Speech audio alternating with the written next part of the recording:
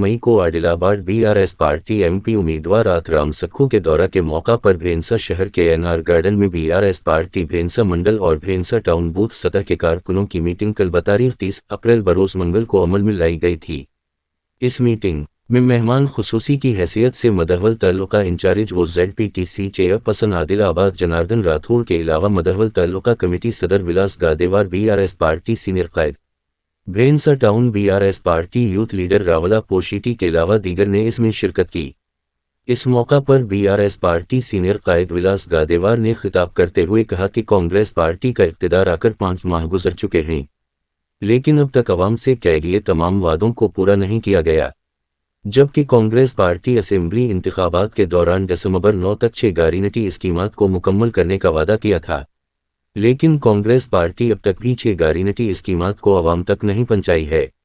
लिहाजा इन्होंने तमाम ही कारकुनों को BRS party member of parliament उम्मीदवार को भारी अक्सरियत से कामयाब बनाने को कहा।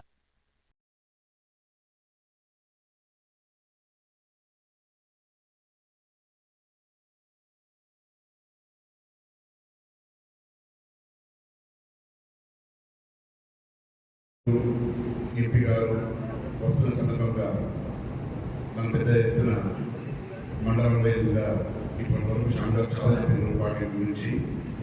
ఆ మీటింగ్ మనకు 3 రోజులు ఉంటుంది.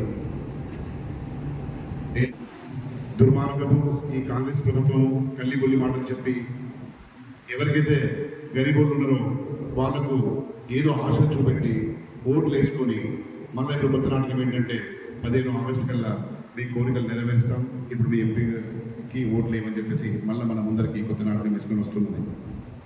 బీజేపీ ఎంపీ ఇంతకు మొదలు నుండి మన జిల్లాలో ఆయన ఎప్పుడు కూడా మన మొదలు కాలుకోకి వచ్చింది లేదు.